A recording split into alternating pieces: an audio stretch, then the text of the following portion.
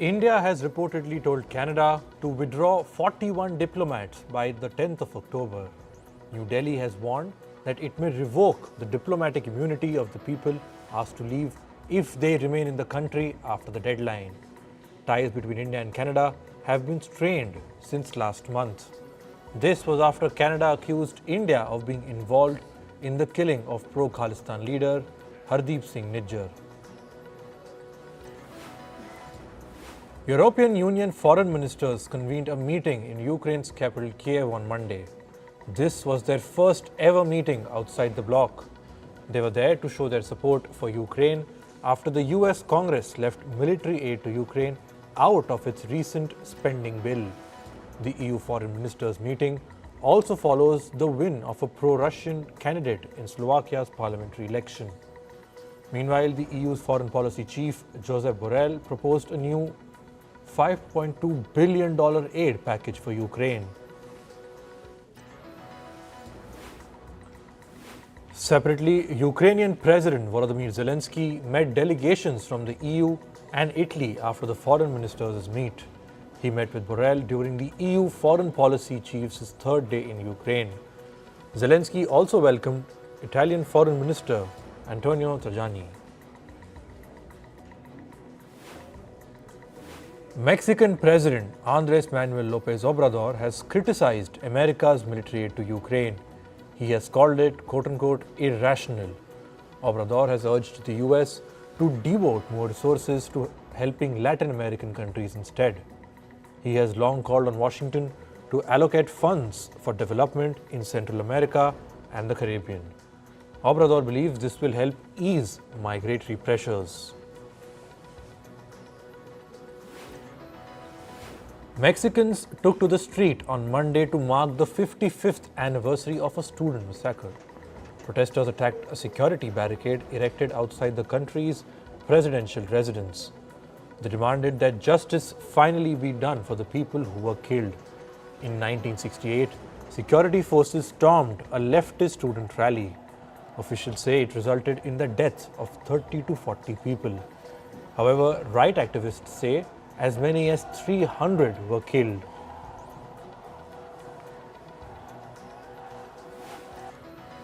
US Republican lawmaker Matt Gaetz has called for a vote to oust House Speaker Kevin McCarthy. Gaetz has said he was filing a motion to vacate. This would force a vote to remove McCarthy. His move comes after Kevin McCarthy passed a last-minute spending bill with the Democrats on Saturday despite opposition from some Republicans. Gaetz has not suggested an alternative leader for the chamber. Former US President Donald Trump's New York civil case kicked off on Monday. A state lawyer has accused Trump of generating more than $100 million by lying about his real estate empire. The case concerns accusations that Trump inflated his own assets and his net worth from 2011 to 2021. New York Attorney General is seeking at least $250 million in fines and a permanent ban against Donald Trump and his sons from running businesses in New York. She is also seeking a 5-year commercial real estate ban against Trump and the Trump Organization.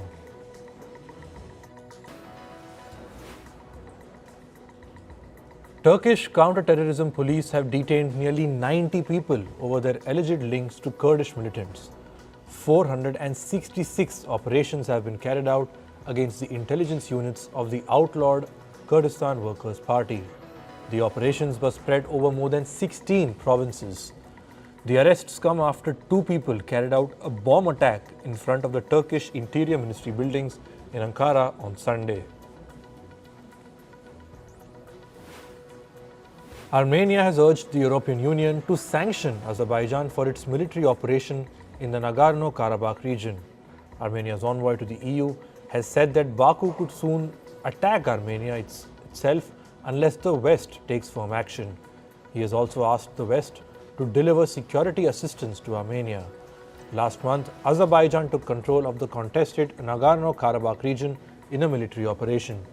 This triggered the exodus of over 100,000 ethnic Armenians who lived in the region. Niger has said there was an attack near the country's border with Mali. At least 29 Niger soldiers have been killed. The defense ministry did not say which group was responsible for the attack. The attack is one of the deadliest since soldiers seized power in a military coup in the country in July. Egyptian President Abdel Fattah el-Sisi has confirmed that he will stand for the upcoming presidential election in December. If he wins, this will be his third term and will allow him to stay in office until 2030. The election comes as Egypt is struggling with record inflation and a chronic shortage of foreign currency. Bangladesh has recorded over 1,000 dengue-related deaths since the start of this year. According to official data, 1,006 people have died. Bangladesh has recorded more than 200,000 cases of dengue this year.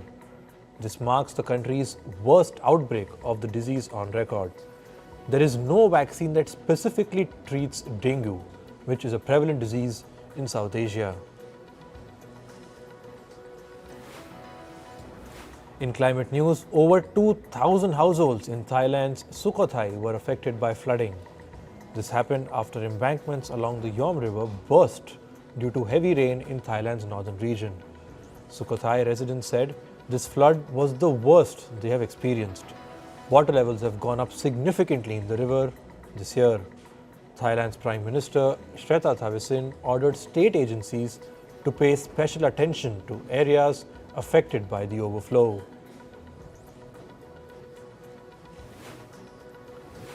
Firefighters have been battling a blaze burning close to the coast of the southeastern European nation Albania. Local media reports say that the fire has been burning for a week.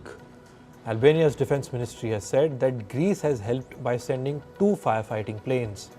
Rising temperatures have fueled wildfires and prompted health warnings across Europe this summer season. Scientists have warned that the global climate crisis played a role in New York City getting flooded.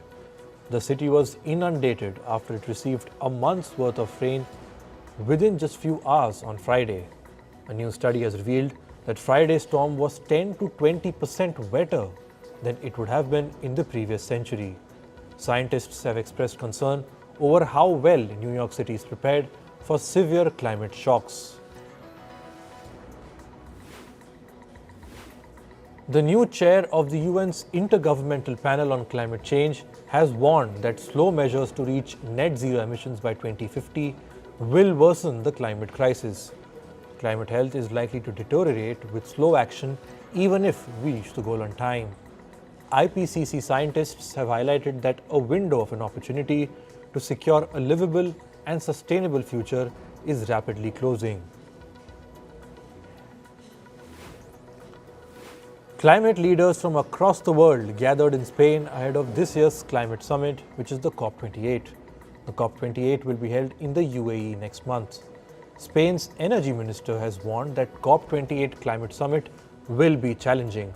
Spain holds the rotating presidency of the European Council and is pushing for an international coalition to support the Paris climate deal of 2015.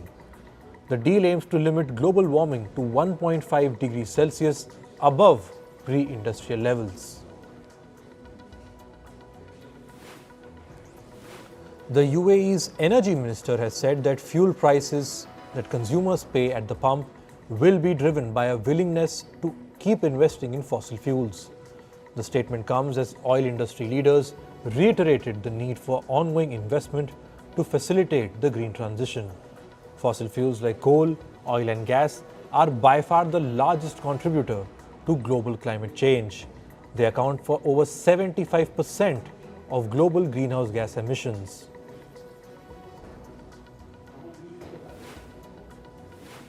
In the US, the Office of Montana's Republican Attorney General is appealing a landmark climate change ruling.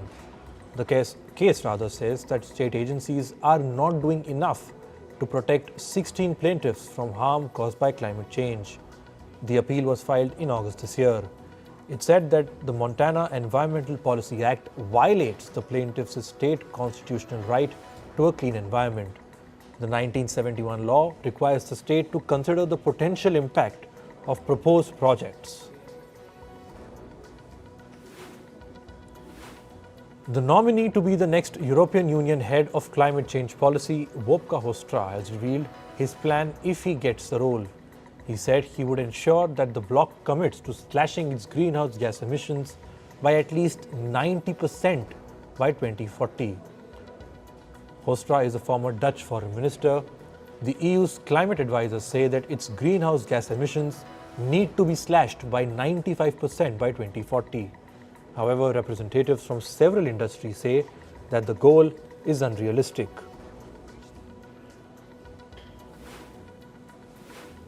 On to business and tech news now. Shares of China's Evergrande Group jumped as much as 42% as it resumed trading today. The property developer's stock was suspended last Thursday. This was after a report that revealed its chairman and founder had been placed under police surveillance. Evergrande is the most indebted property developer in the world. It became the face of China's real estate crisis in 2021. Australia's central bank held its interest rates for the fourth straight month in October. The Reserve Bank of Australia kept the rates steady at 4.10%. However, policymakers have warned that further tightening may be required in the future to bring inflation under control.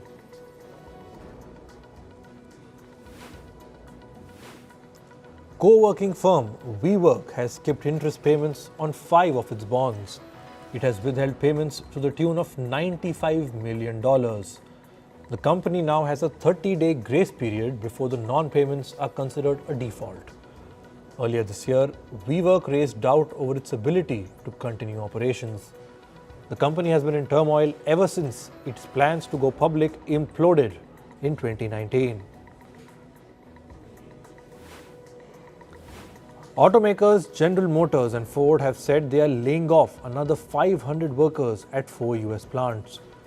They say this is due to the impact of strikes carried out by America's United Auto Workers Union. Last month, GM said it idled employees from 2 of its plants because of a parts shortage arising from the strikes. This had resulted in 2,000 indefinite layoffs.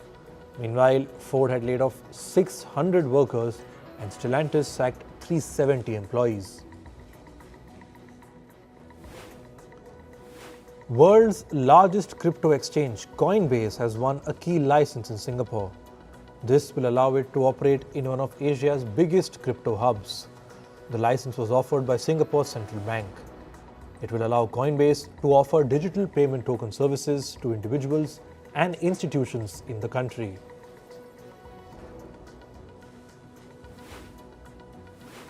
Kenya has called the country's tech regulator to shut down the operations of the cryptocurrency project WorldCoin. This is at least until Kenya has more stringent crypto regulations. In August, Kenya had already suspended the project over privacy issues. It raised objections over the iris scans of users in exchange for a digital ID. WorldCoin is an iris biometric cryptocurrency project founded by OpenAI CEO Sam Altman. The European antitrust regulators have confirmed that they have not opened any formal investigation into the artificial intelligence chip sector. This clarification comes after the French Competition Authority raided Nvidia for alleged anti-competitive practices last week. The raid had raised speculations of a potential investigation by the EU. Reports say Meta Platforms is considering ad-free versions of Instagram and Facebook in the European Union. Under the plan, Meta would charge roughly $10 a month for the desktop versions of the apps. Meanwhile, on mobile, the prices would jump to nearly $14 a month. This is to factor in additional costs like commissions charged by the Apple and Google App Stores. Elon Musk's social media company X has been sued for copyright infringement. The lawsuit has been brought by an advertising agency called X Social Media. It claims that Elon Musk's firm infringes its trademark by incorporating the letter X. In July this year, Musk rebranded Twitter as X. Netherlands' competition watchdog has rejected objections by Apple over a $53 million fine imposed on the company. The Dutch watchdog had fined Apple over failure to comply with orders to limit the dominance of its App Store.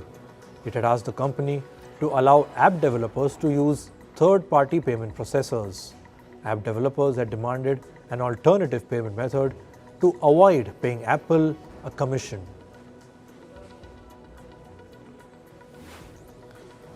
Moving to sports, let's start with the Asian Games. India won a bronze medal in the men's 1000-meter canoe double race. The Indian duo of Arjun Singh and Sunil Singh Salman finished with a time of 3 minutes 53 seconds .32. Kazakhstan took the silver and Uzbekistan bagged the gold.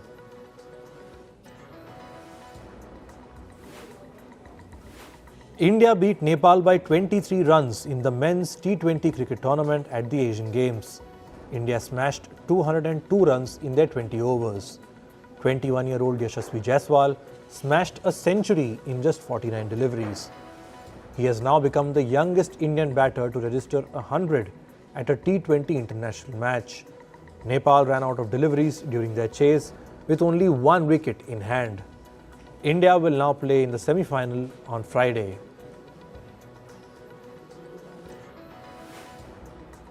In other cricket news, New Zealand beat South Africa by 7 runs in yesterday's World Cup warm-up game. Devon Convoy smashed 78 runs for the Black Caps. New Zealand scored 321 runs in their 50 overs. South Africa began the chase strong, however rain stopped play when South Africa were at 211 runs in the 37th over. Using the Duckworth-Lewis method, New Zealand were declared the winners. England beat Bangladesh by 4 wickets in yesterday's Cricket World Cup warm-up match. The game was reduced to 37 overs due to rain. Bangladesh batted first and scored 188 in their innings. England reached the target with 77 balls to spare.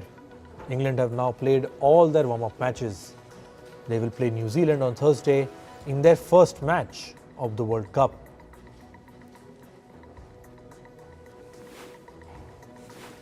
In women's cricket, the West Indies beat Australia by 7 wickets in yesterday's T20 match. Australia batted first and scored 212 in their 20 overs.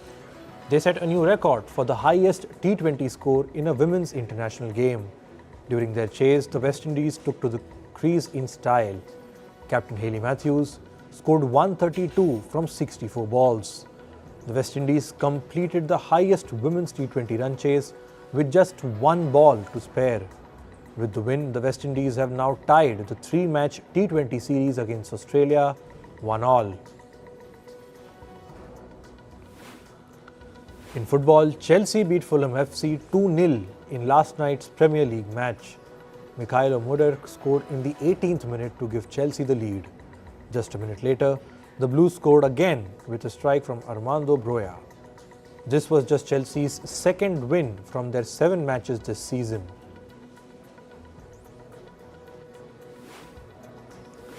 The match between Saudi club Al Ittihad and Iran's Sepahan was called off yesterday. This was after Al Ittihad refused to leave their locker room and enter the field. They were opposing the placement of a statue of an assassinated Iranian general at the entrance to the pitch. The Asian Football Confederation cancelled the match and launched an inquiry into the incident. Former Barcelona and Brazil legend Ronaldinho Gaucho will visit India this month. He is scheduled to visit the eastern Indian city of Kolkata. The football legend's manager says Ronaldinho will attend the Indian festival of Durga Puja. This will be his maiden visit to Kolkata. In tennis, world number 2 Carlos Alcaraz continued with his domination at the China Open. Spaniard Alcaraz beat Norwegian Casper Ruud 6-4, 6-4 in straight sets. He will now play Italy's Yannick Sinner in the semi-final.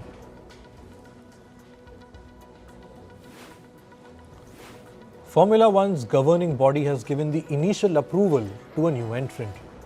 Andretti Formula Racing were the only team that got the approval out of 5 candidates who had applied.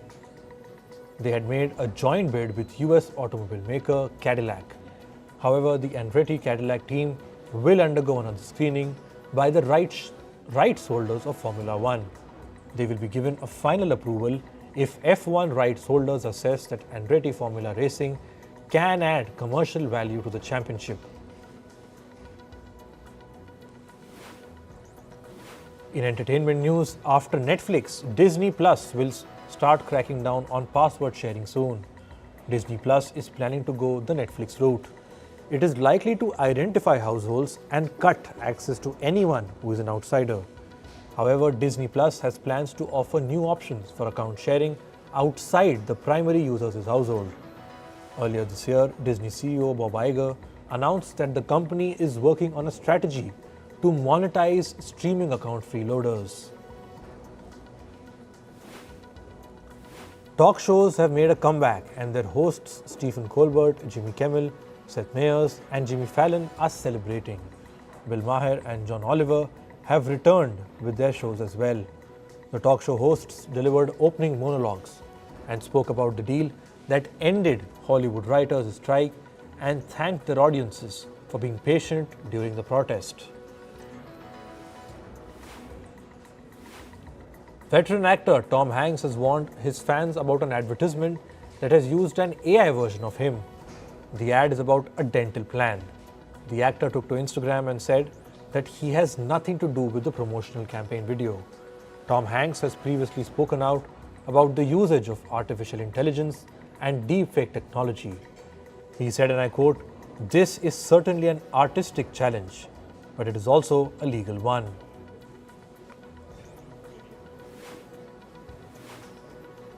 Singer Beyoncé has announced the release of her concert film. The film is based on her 2023 Renaissance World Tour. The singer released the first official trailer of her film on Monday, which is called Renaissance, a film by Beyoncé. The film is set to release in theatres on the 1st of December. In the trailer, Beyoncé said, and I quote, "Be careful what you ask for, because I just might comply." This comes just days after singer Taylor Swift announced that her Eras Concert 2 movie is set for a worldwide release this year. Singer Selena Gomez made a surprise appearance at a Coldplay concert in California in the US. Gomez joined singer Chris Martin and the two performed their 2021 song, Let Somebody Go. Later, Gomez took to Instagram and thanked Coldplay for the collaboration. Selena Gomez's latest on-stage performance comes a month after she released a song called Single Soon. Ava Philipp, the daughter of Oscar-winning actor Reese Witherspoon, has opened up about her mental health. During an Instagram Q&A, Philipp said, and I quote, "I have dealt with anxiety for as long as I can remember, and it was especially intense for me as a kid and teenager." When asked about how she deals with the anxiety, the 24-year-old said, and I quote, "You have every right to feel however you do, even if it seems weird to others." Philipp added that being hard on yourself won't help you find a better solution. Singer Britney Spears' former husband Sam Asghari has said that he is working on an unscripted show. During an interview with a news publication, Asghari said that the show is about helping people. He added that he was helped by a lot of people, which touched him deeply. Sam Asghari filed for a divorce from Britney Spears in August. This was about 14 months after the two got married.